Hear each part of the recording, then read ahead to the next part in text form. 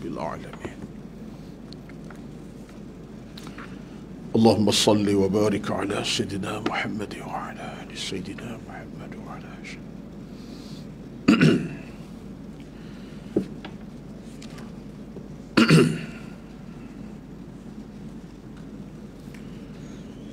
Assalamualaikum warahmatullahi wabarakatuh.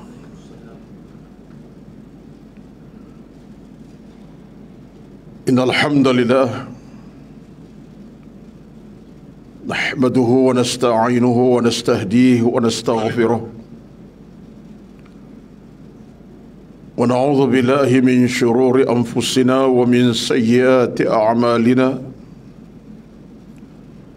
من يهده الله فلا مضل له ومن يضلل فلا هادي له أشهد أن لا إله إلا الله وحده لا شريك له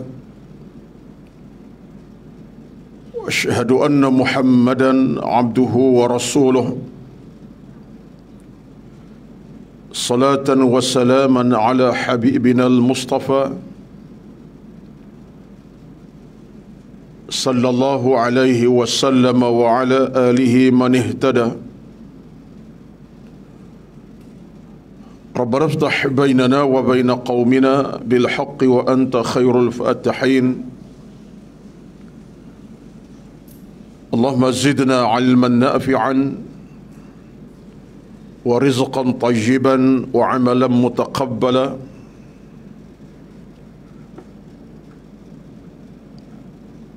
اللهم أعنا على ذكرك وشكرك وحسن عبادتك.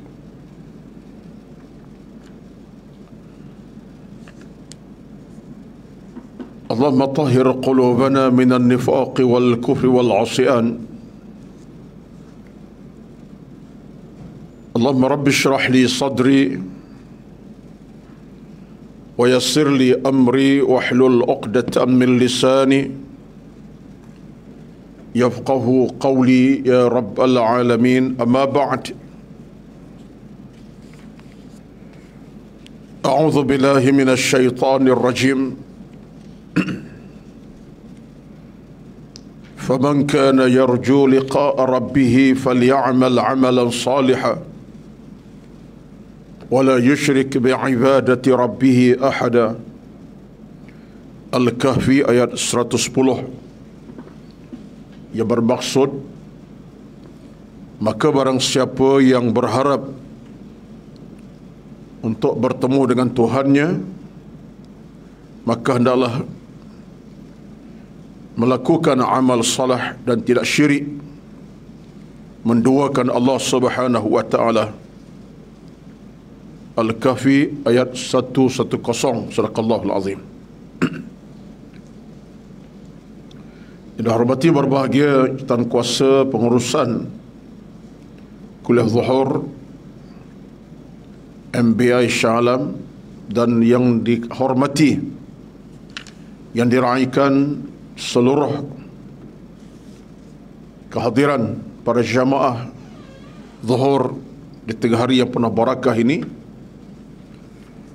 Pertama-tama, alhamdulillah, kita bersama-sama merafa'kan kesyukuran kepada Allah Subhanahu wa taala di atas nikmat rezeki yang masih Allah limpahkan ke atas dan kepada kita semua. Yang pastinya, apa saja yang nikmat Allah beri, yang Allah berikan kita nikmat dan seumpamanya itu, wajiblah kita syukur ke atas dan kepadanya. Itu di antara tugas kita yang paling besar sekali. Kita boleh renung balik dalam hidup ini bagaimana tanpa nikmat anugerah rezeki Allah Subhanahu wa taala apa yang kita ada. Kita pasti akan jadi manusia yang bukan pun manusia, tapi sebagai insan yang kaku, mati, dan tak ada apa-apa kedukaan sebenarnya. Tetapi dengan nikmat Allah jualah kita boleh hidup, Daripada seawal pagi kita bangkit, boleh meneruskan kehidupan sehari dengan ibadat, dengan solat, dengan pekerjaan, cari harta dan seumpamanya sampai saat ini, semuanya di atas nikmat rezeki Allah yang Allah kurniakan. Wa in ta'uddu ni'matallahi la tuhsuha. Kamu nak menghitung nikmat Allah, kamu tak akan dapat menghitungnya, mengiranya. Demikianlah di saat kita merenungi tentang nikmat yang Allah berikan ini, kita bukan sekadar bersyukur dengan kata-kata, dengan bibir, dengan lisan, tetapi terjemahan itu mesti dengan amalannya, dengan ibadat kita kepada Allah Subhanahu wa taala. Maka dalam hubungan itu kita, tuan-tuan sekalian, bila kita beribadat, itu apa tandanya?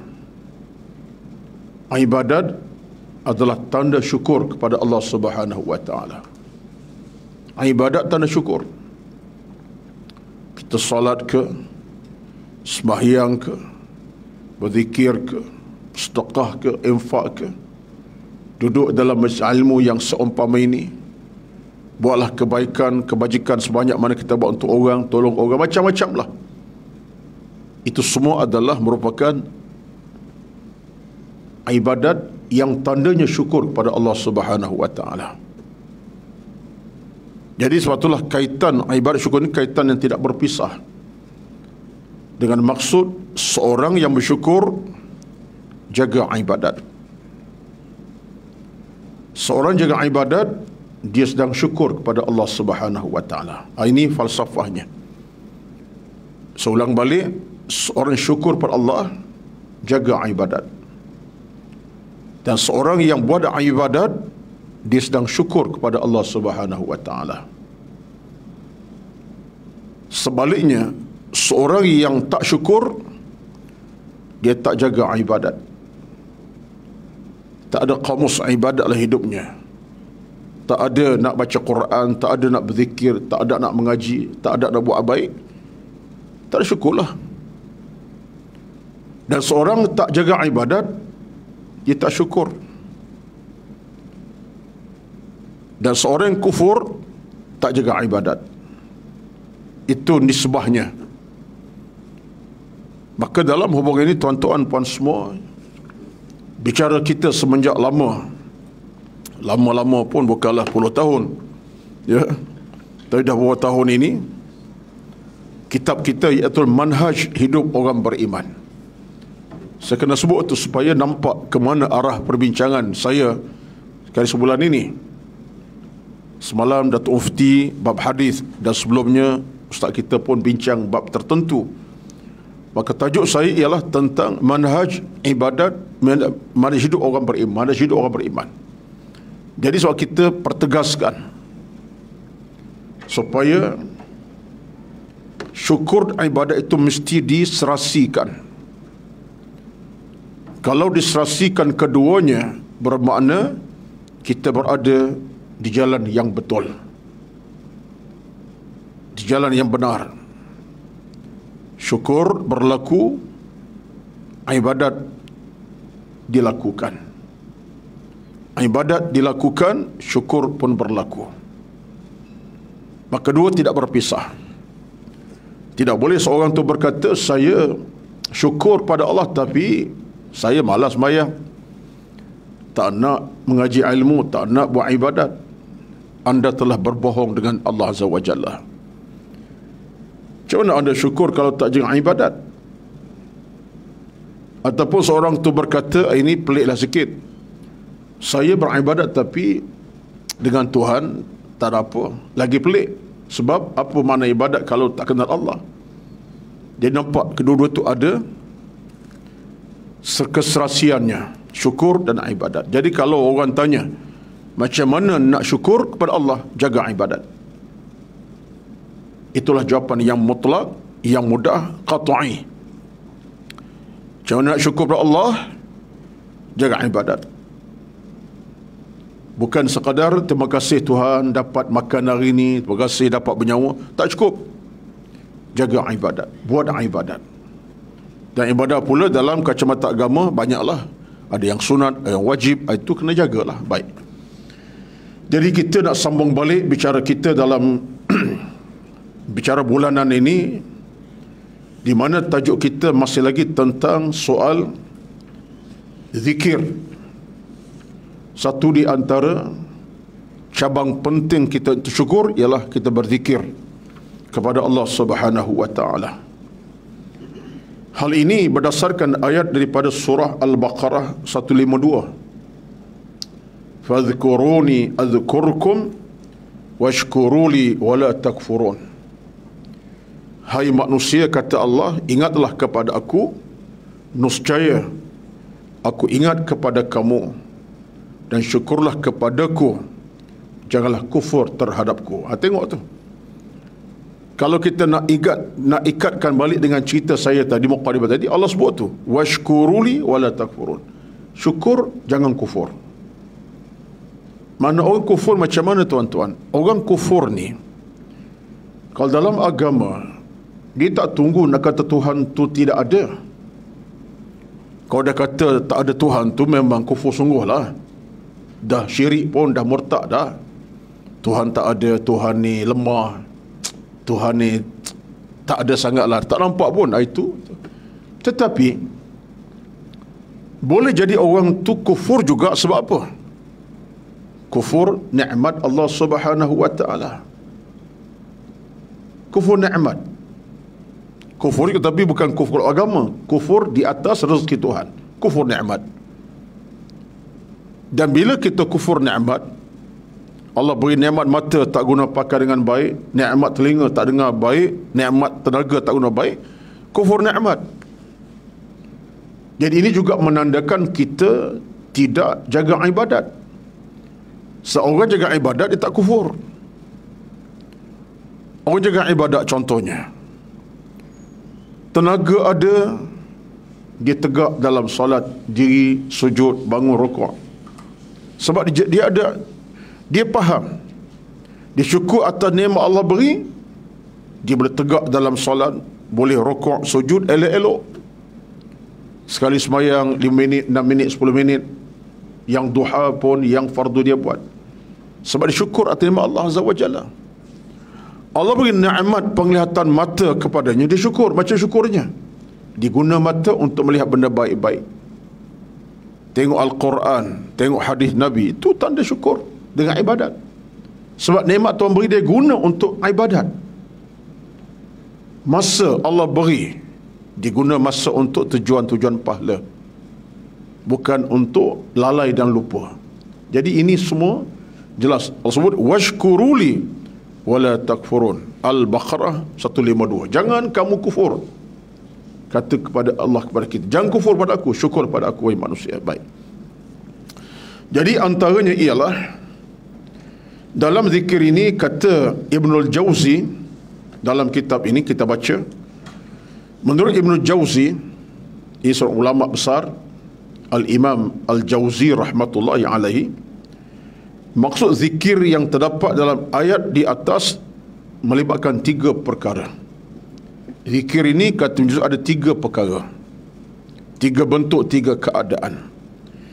Yang pertama, zikir dalam solat yang dilakukan dalam keadaan berdiri. Jika tidak mampu, hendaklah dilakukan dalam keadaan duduk, dan jika tak mampu juga, hendaklah dilakukan secara berbaring atau rusuk. Ini merupakan pendapat Ali bin Abu Talib, Ibn Mas'ud, Ibn Abbas dan juga Qatadah. Ayat tadi, Al-Baqarah 152 tadi, Allah sebut, fadhkuruni, hei hambaku, ingatlah pada aku, zikir. Jadi kata Jauzi, dalam ayat ada 3 maksud. Yang pertama, zikir dalam solat. Boleh berdiri, berdiri. Tak boleh berdiri, duduk. Tak boleh duduk, berbaring. Berbaring tak boleh, saya tambah lagi, tanam terus. Dah matilah tu, tanamlah. Dia berdiri pun tidak boleh kerana sakit, duduklah masa sembahyang. Kursi pun ada, Tu kursi kita ada 2 buah ni. Ini tandanya saya tak ramai sakit. Kalau masjid, kursi puluh-puluh. Masjid kan orang sakit. Biasalah kan. Ini adalah juga yang uzur, mungkin faktor keuzuran badan, tak apalah. Dia tak boleh berdiri, duduk di kursi. Sembayang, fardu ke sunat buat. Tak boleh duduk. Berbaring di tilam sakit, di hospital, di rumah. Berbaring. Masuk waktu, berbaring lah. Tak boleh berbaring secara berbusuk, terlentang. Sampai tahap Nabi ajar kita sampai solatnya macam mana? Dengan isyarat mata pun. Dah tangan tak boleh bergerak dah. Raya kiri kanan, tapi masih ada ingatan lagi. Gerak mata. Sebab Zuhur 4 rakaat, dia mula dengan niat di hatinya, dan dia tahu, ni Zuhur 4 rakaat ni. Sampai tahap tu. Tapi kalau dah tak ada, dah boleh dengan gerak mata, tadilah. Kira-kira bongkok-bongkok tanah lah. Dah matilah tu orangnya. Baik, itu saya tambah, tu bukan daripada kitab tu. Tapi hakikatnya mati, tak apalah. Baik. Jadi rupa-rupanya, dalam solat itu kita berzikir kepada Allah Subhanahu wa taala. Bahkan ada ulama yang kata solat itu ada 2 makna. Satu, zikir dalam maksud ingat kepada Allah melalui ingatan. Kita tak lupa solat. Itu makna pertama. Ini saya ambil tafsiran sedikit daripada para ulama. Solat dengan berzikir yang pertama, ingatan. Lepas kita ke mana-mana, ingatan pertama, solatlah. Kita musafir jauh ke utara, ke selatan, nak balik kampung ziarah mak. Dalam minda kita kena ada tu. Apa kena ada? Ingat tentang solat. Aku bergerak pukul 10 pagi ni, kira-kira jam zuhur nanti nak sembahyang jamak takdim contohnya. Niat. Di mana RNR sekian tempat. Ataupun kita niat awal untuk jamak takhir bila dah sampai ke kampung contohnya. Sebab jalan 5-6 jam sampai ke kampung, dah asar sembahyang jamak takhir. Ada kekuatan tu. Zikir mana? Solat kita ingat. Kita nak musafir, tak hanya dalam negara, luar negara pun. Nak tolak sekejap lagi flight kita pukul 10 pagi. Nak mengalah ke mana? Nun ke Jeddah, nak buat umrah. Nun ke negara tu sebab melancong. Kita fikir tu, nak solat dalam kutub bangku macam mana ni? Waktu masuk, macam mana solat kutub bang? Di kursi macam mana? Ada ruang solat. Macam tu. Ini semua dari mukmin. Bahkan kata ulama, zikir dalam solat mana? Ingat solat tu, ingat waktu. Tapi yang sedihnya kita kadang-kadang nak musafir, kita tak fikir nak solat kat mana, fikir nak makan kat mana. Rancang-rancang dah. Anak-anak kita sebuah kena penuh. Naik kenderaan saja, bang, agak kita nak makan kat mana ya? Rancang nak berhenti kat mana makan tengah hari. Memang kerja makan sungguh. Ya, tak salah keperluan makan tu ada, tapi sebut kepada anak kita, InsyaAllah kita bang, kakak semua, kita nak bergerak kejap lagi dah pukul 11 ni, pukul 11.30 kita bergerak, sekarang duduk sebelah dah. Kita akan solat jamak takdim tau. Kena ingat sekarang ni, InsyaAllah RNR sekian-sekian kita berhenti. Nampak tak cerdik kan musafir kita tu? Itulah zikir. Yang pertama, ingat tentang solat. Ingat. Zikir benda ingat. Ini antara kata-kata ulama. Batulah antara masalah dalam kehidupan kita, takut tu kita lupa bab tu. Lebih teruk, lupa waktu. Lebih teruk lah. Jam 1.10, jam 1.06 minit Zuhur masuk, dia tak kisah. Dah pukul 2.30, dia tak peduli. Dah pukul 3 suku, dia buat tak erti. Dah pukul 4.30, Zuhur dah habis dah pun, dia buat tak tahu. Teruk tak tuan-tuan macam ni? Angguklah sikit. Teruk dah tu. Ya. Sampai tahap dia tak peduli waktu Zuhur ke asar maghrib. Seharian hidupnya dia tak kisah jam berapa masuk waktu asar maghrib. Ini nak kata apa lagi? Diary dah cacat. Dah rosak dari mukmin. Saya teringat Saya baru bercakap dalam beberapa minggu lepas satu tajuk khusus tentang solat di satu masjid dalam kuliah Maghrib. Saya masih ingat lagi. Sampailah Ibn Al-Mubarak radhiyallahu anhu. Ini seorang ulama tasawuf terkenal. Abdullah Ibn Al-Mubarak. Dia kata apa? Dia ulama tasawuf. Kata Ibnul Mubarak, dia kata, sejahat-jahat manusia, min aswa'in nas, aswa' ni seburuk-buruk lah, jahat pun dia, su' ni jahat, seburuk-buruk sejahat manusia, dia kata apa? Orang yang langsung tak peduli tentang solat dan waktunya. Langsung tak peduli. Solat tu hal, waktu solat pun dia tak ingat, kerana sibuk dengan dunia. Jam zuhur dia tak peduli, jam asar tak kisah. Ini orang paling jahat, kata Abdullah bin Al-Mubarak. Kita tak kata jahat macam tu. Kita jahat sebab menipu. Memang menipu jahat, pecah amanah jahat, rasuah jahat. Tapi dalam agama, orang yang tak peduli waktu sembahyang dianggap oleh ulama atau sebagai orang jahat. Aswa'in nas. Jadi kita, tuan-tuan sekalian, ingatlah zikir dalam bab solat ini, ingat waktu. Saya duduk sebut ini sebab dari mukmin begitu. Dari kita beruntung, kita ingat waktu tu solat, hafal dalam hati. Jam subuh waktu sekarang, seminggu sekarang ni 5.54 pagi contoh. Kita ingatlah. Kita boleh semak dari kita, phone sekarang ni mudah ya, tekan je waktu solat syalam, keluar untuk seminggu tu. Tak nak syalam, cari waktu solat Kota Baru. Tapi duduk syalam, buat apa je Kota Barunya. Kita boleh nampak, boleh hafal, tengok, mudah untuk urusan kita.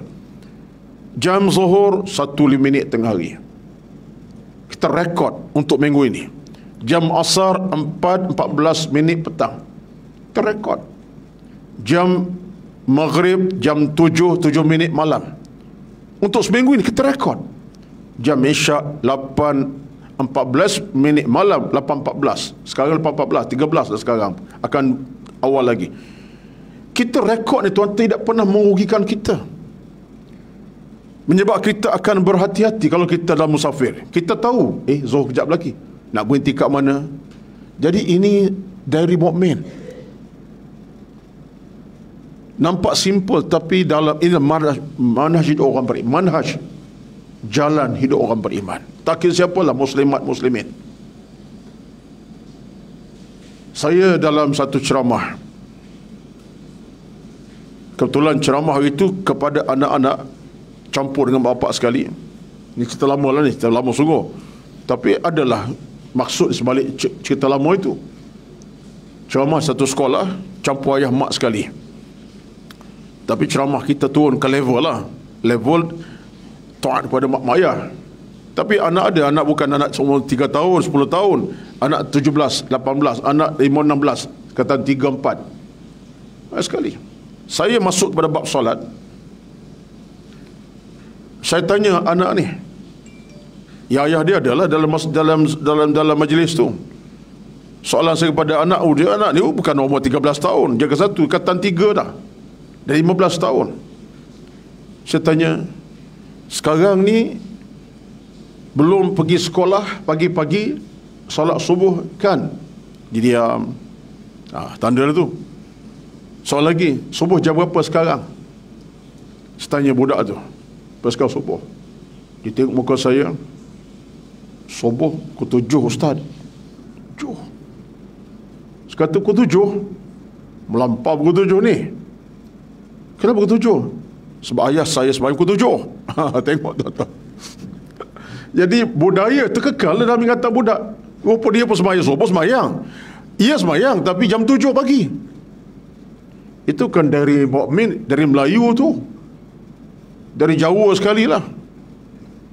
7 subuh ni dari Melayu, dari orang mukmin, ikut jam solat masuk, waktu masuk. Jadi dia tanya budak ni, nampak sangat. Mungkin ayah, saya tak tanya mana ayahnya, tanya ayah, malu ayahnya. Ya, patut tanya kan, patut mana ayah, tengok muka ayah sikit. Tak tanyalah, tapi Itulah contoh tuan-tuan. Jadi kita dalam hidup ini nampak benda simple tapi tidak simple. Baik. Zikir yang kedua dalam solat kata ulama ialah bacaan-bacaan dalam solat itu. Tadi zikir solat ingat waktu kan.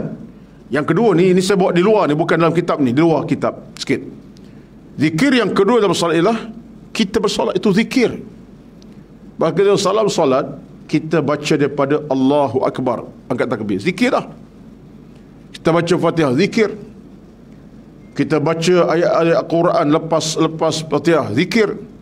Kita baca doa, Subhana Rabbiyal Azim wa bihamdihi, zikir. Kita tahiyat, zikir. Jadi dalam solat itu zikir.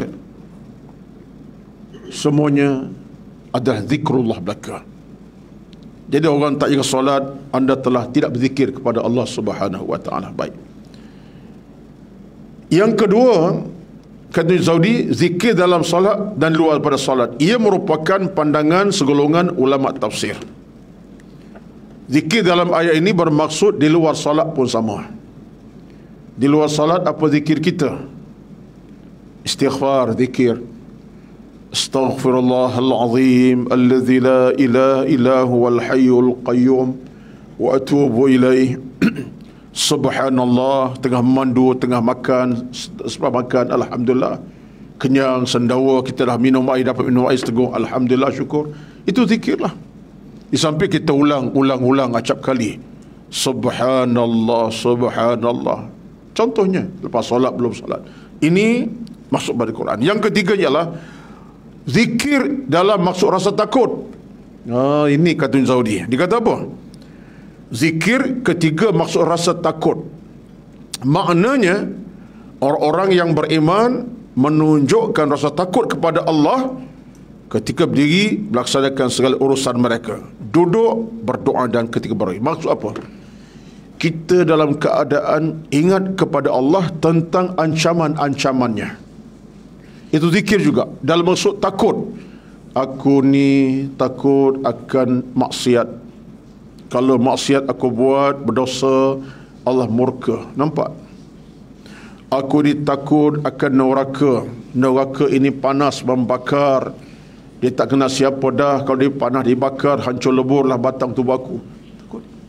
Aku ni takut ancam pada masyar. Kalau aku dibangkit, ilmu tak cukup di dada. Itu zikir tu. Rasa takut ancaman Allah Subhanahu wa taala. Aku ni kalau mati dalam kubur nanti apa nak jadi? Kubur tu dah sempit lagi kalau ilmu tak ada. Contohnya, itu zikir juga dalam bentuk rasa takut. Al-khawfu. Ini kata Ibnul Jauzi. Ingatan bentuk ketakutan. Wallahu a'lam lah. Sebab kita tak nampak yang tu. Kita zikir ni sebut bibir lah kan. Yang ni pun kata takut, ini pun zikir. Dan takut pada Allah pun zikir juga. Ingatan. Satu hari seorang sahabat Nabi SAW, iaitu Mu'adz bin Jabal radhiyallahu anhu. Mu'adz bin Jabal seorang sahabat muda. Dia orang muda, bukan orang dah berumur, tapi sahabat muda Nabi. Mana sahabat yang agak muda usianya. Muda umur tapi tua imannya. Mana gah lah imannya. Dia muda tapi imannya macam orang tua. Sebab gah keimanan dan gah keilmuannya. Mu'adz bin Jabal hebat orangnya. Dan dia sejarah dia cukup mulia. Kemuncak karier dia sebagai sahabat Nabi. Nabi kagum dengan dia. Nabi lantik sebagai Gubernur Yaman. Orang muda lagi. Akhirnya dilantik sebagai Gubernur Yaman, pemerintah Yaman, buka Yaman. Zaman sekarang ni dia Gubernur pada di awal dihantar Nabi sebagai Gubernur. Itu kehebatan beliau lah. Orang muda yang umur muda tapi imannya cukup padu dan gah, tua soal imannya. Baik. Satu hari Mu'adz bin Jabal dia berjalan di jalanan. Ni nak sebut rasa takut ni, zikir kepada Allah Azza wa Jalla. Dia berjalan di jalanan, maka dia tengok ada seorang lelaki sedang menganiayai seekor binatang. Dia berjalan di jalanan, dia tengok seorang lelaki sedang pukul. Ada yang kata anak unta. Ada yang kata anak kambing. Tapi yang penting pukul binatang. Pukul, anunyai binatang, mana zalim binatang. Dia tengok. Lalu dia pun berkejar. Dia tengok tu sedang pukul binatang itu, menganunyai binatang, dia berkejar. Dan sampai ke tempat itu, ditanya lelaki, apa kamu lakukan sekarang? Kenapa kamu buat demikian? Pasal apa? Laki-laki terjawab, binatang ini patut dihukum sekian-sekian lah. Maknanya tak elok lah. Mungkin serang dia ke, berak tepi atas kain dia ke, tak tahulah. Binatang. Jadi benda lah masalahnya. Lalu kata Mu'adz bin Jabal radhiyallahu anhu, tidak takutkah kamu? Tengok, dia guna perkataan, tak takutkah kamu kesakitan binatang kamu pukul itu, dalam keadaan dia tak erti pun berfikir tentang baik buruk. Binatang tu tak cerdik. Bukan cerdik kalau dia taklah buat benda elok, tak benda tak elok kepada kamu. Tapi tak fikir kamu di atas tindakan kamu ke atas binatang cerdik ini, binatang tu akan akan dakwa kamu kembali. Maksud kata beginilah. Dia kata satu hari binatang akan dakwa kembali. Kamu seksa dia. Jadi Mu'adz bin Jabal bercakap benda yang betul. Sekali binatang tu tak cerdik, memang tak ada akal pun, siapa kita boleh seksa sebegitu berupa? Macam kita anggap dia cerdik, otaknya ada otak, padahal tak ada otak. Sekadar lah, halau lah. Kalau dia berak pun halau lah, bersihkan najis tu. Ni sepak pukul terajang buat apa? Macam kucing rumah kita lah. Tengok-tengok tai kucing atas kapet. Memanglah kucing kalau jenis manusia berak kat tanah macam kita juga basuh tandas. Kecil di tandas, baru kecil besar contoh. Tapi binatang, akhirnya itulah dia. Tapi sampai tak kita terajang, sepak, saya patah kaki, berdarah kepala kucing. Siapa yang bodoh? Kita bodoh pada kucing tadi. Sebab orang cerdik, dia guna akal.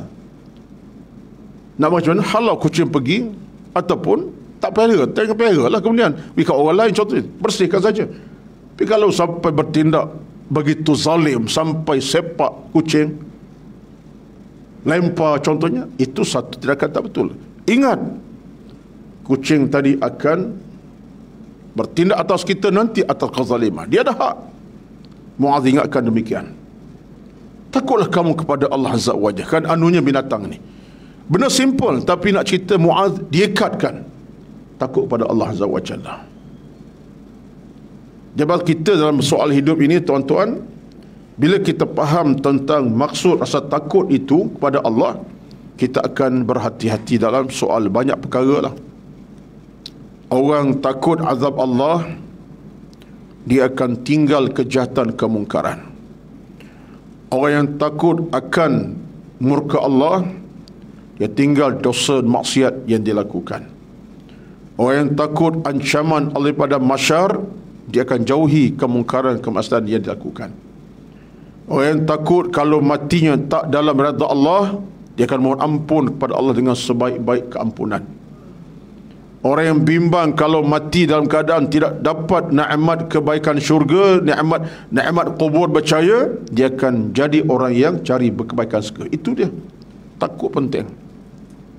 Dan satu lagi dalam aspek yang sama, ulama kita menegaskan bahawa sebenarnya dalam Islam ini, dalam agama ini, rasa takut itu mesti ada. Al-khawf dalam hati kita kena ada. Kerana yang boleh menyempurnakan watak hidup kita mukmin ialah dua. Apa dia? Ar-raja wal khauf. Dua perkara yang boleh membina watak mukmin dalam hidup kita ke arah hidup yang baik.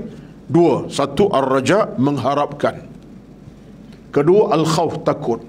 Ini digabungkan ar-raja wal khauf. Ada dalam kitab. Hadis 40 pun ada tu. Sampai ke masa mungkin Datuk setia diraja mufti kita akan bincang tajuk tu, Ar-Raja wal Khauf, iaitu bab raja minta harap, kedua khauf. Kenapa? Macam kita duduk mengaji ni, saya berceramah, tuan dengar, kerana pengharapan, ya Allah, mintalah terima ibadatku, ya Allah, aku datang belajar, duduk setengah jam, aku ceramah sejam ini. Kita ada kekuatan, minta Allah terima. Ar-Raja kena ada. Qabulkanlah, ya Allah, amalku ni, aku ni memang lemah, tapi boleh mari dengan ceramah ni, ya Allah, tolong. Itu ada raja tu. Kita buat salah contohnya, kita pun istighfar, kena ada raja, ya Allah, terimalah ibadatku, terimalah kampunan aku ni, ya Allah, bersalah, nak mohon ampun. Kena ada raja, tuan-tuan, pengharapan. Yang kedua, al-khauf, takut ini dia.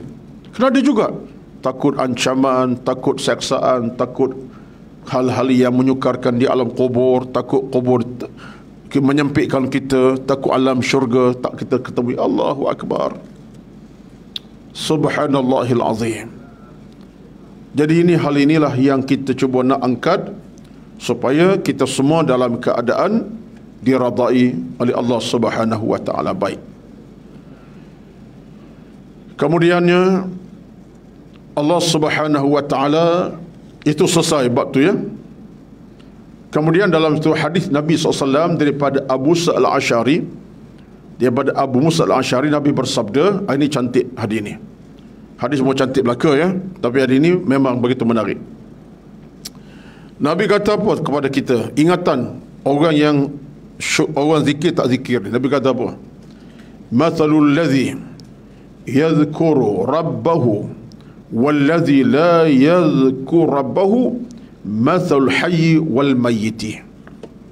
Hadis ringkas padat sungguh. Nabi kata perumpamaan orang yang zikir kepada Tuhannya dan orang tak berzikir. Nabi letak dua golongan manusia.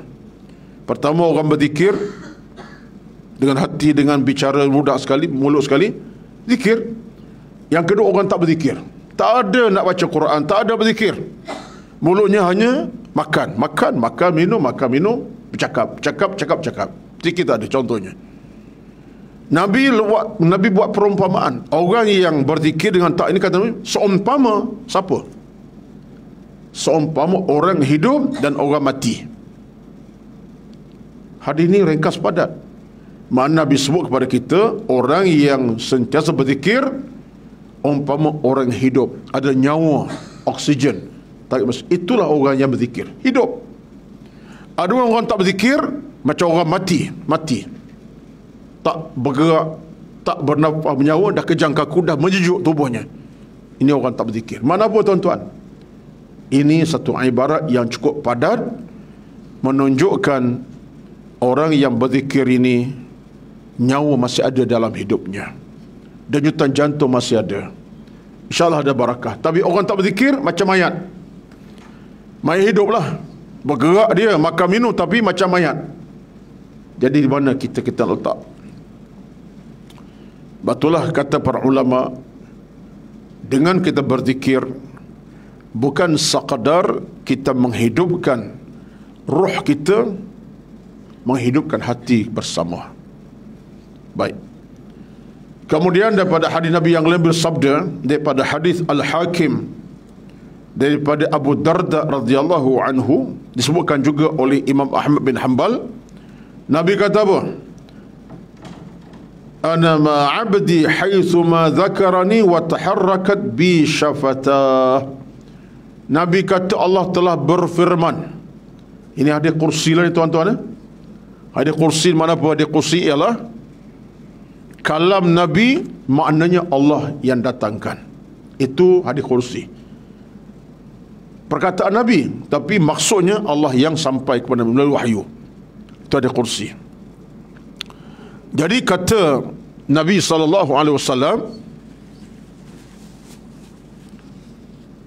Allah berfirman dalam hadis kursi. Allah beritahu ni, ana ma'abdi haitsuma zakarani wa taharrakat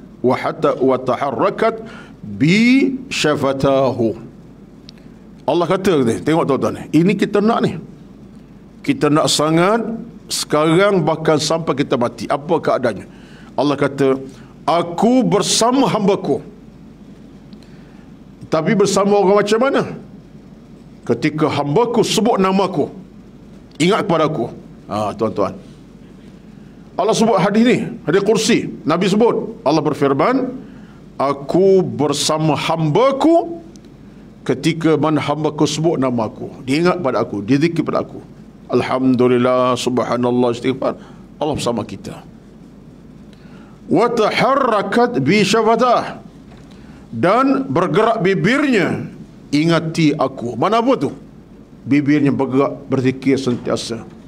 Sikit-sikit subhanallah, sikit-sikit alhamdulillah, sikit-sikit bismillahirrahmanirrahim, sikit-sikit kalimah keluar daripada bibirnya macam-macam zikir. Bibir bergerak kerana sebut nama Aku. Kata Allah, aku bersama hamba-Ku macam ini. Jadi kita faham sangatlah tu. Merapati Allah Azza wa Jalla dengan maksud kita ingat Allah merapati kita. Tapi kalau zikir tak ada, Quran tak baca, kita berpisah dengan Tuhan dah berapa lama tak tahu. Zikir terakhir sebut Ramadan yang lepas. Selamat. Tak selamat lah tu. Ni dah bulan berapa dah? Rabiul Awal dah ni. Nak habis dah tak lama lagi bulan Rabiul Akhir. Terakhir zikir bulan Ramadan. Sebab zikir sungguh Ramadan. Hari-hari zikir. Syawal masuk, Ghaibul Ghuyub. Mana terakhir dengan Tuhan? Bila? Ramadan lepas terakhir dengan Tuhan ni. Baca Quran Ramadan lepas. Dah masuk bulan sekarang, dah bulan 12, bulan 2 Muharram, Safar, dah bulan 4 ni, Islamnya zikirnya tak ada lagi. Kita seolah dah berputus dengan Tuhan, dah putus dengan Tuhan hubungan. Ini hakikat ni. Cuma kita tak rasa lah, tapi hakikat macam tu lah. Jadi kata Nabi, Allah berfirman, aku bersama hamba-Ku yang ingat pada Aku dan zikir nama Aku. Alhamdulillah. Kita dalam keadaan insya-Allah panjang amal kita, usia kita kerana Allah Azza wa Jalla kita jaga, hubungan kita baik, zikir kita panjangkan. Alhamdulillah, Allah tak pernah tinggalkan kita. Tuan-tuan sekalian, sebenarnya itulah kita harapkan. Kita berpisah dengan Tuhan, tak Allah tinggalkan kita, bahkan Allah sentiasa jaga kita, pelihara kita dengan rahmatnya, barakahnya, pahalanya. Amin ya rabbal alamin. Mudah-mudahan saya nak berhenti di situ, kerana kalau sambung lagi dia jadi panjang. Kita akan masuk bab yang lain nanti insya-Allah akan datang. Bab apa lagi? Antara satu lagi cabang penting dalam kita kepada Allah, kita berdoa. Kita sebut 3 benda, tuan, jangan lupa. Saya ingat ni. Pertama, kita bincang isu baca Quran, cara berhubungan Tuhan. Quran kena baca, kita dah bincang panjang. Kemudian kedua, zikir. Sekarang tamat bab zikir, kita sambung nanti insya-Allah bab berdoa, sebagai tanda kita juga merapati Allah Subhanahu wa taala. Dan doa ni adalah pakaian utama kita. Doa ni pakaian penting, kerana minta itu amat penting kepada Allah Azza wa Jalla. Rintilah. Doa ni satu kepastian yang wajib kita jaga betul-betul. Nak menangis, meratap, sila. Pada Allah kita minta, kita pohon apa saja. Kalau sakit, minta sembuh. Kalau sihat, minta kekal kesihatan. Kalau susah, minta disenangkan. Itu sajalah kita ni. Kita minta. Dan jangan lupa kita wajib minta hanya kepada Allah. Kita akan bincang nanti insya-Allah. Itu sekadar pertemuan pada tengah hari ini. Terima kasih di atas undangan, kehadiran pun yang hadir pun ramai di kalangan tuan-tuan yang menonton live kita pun ramai itu di luar sana. Alhamdulillah. Aqulu qawli hadza astaghfirullahal azim li wa lakum wa lisairil muslimin wal muslimat fastaghfiruh. Rahim. A'udzu billahi minasyaitonir rajim. Bismillahirrahmanirrahim. Alhamdulillahi rabbil alamin. Wassalatu wassalamu ala Sayyidina Muhammadin asyrafil anbiya'i wal mursalin wa ala alihi wa sahbihi ajma'in. Allahumma inna nas'aluka al-huda wat tuqa wal afafa wal ghina وزدنا ولا تنقصنا برحمتك يا أرحم الراحمين. ربنا آتنا في الدنيا حسنة وفي الآخرة حسنة وقنا عذاب النار. صلى الله عليه وسلم محمد والحمد لله رب العالمين. والسلام عليكم ورحمة الله وبركاته.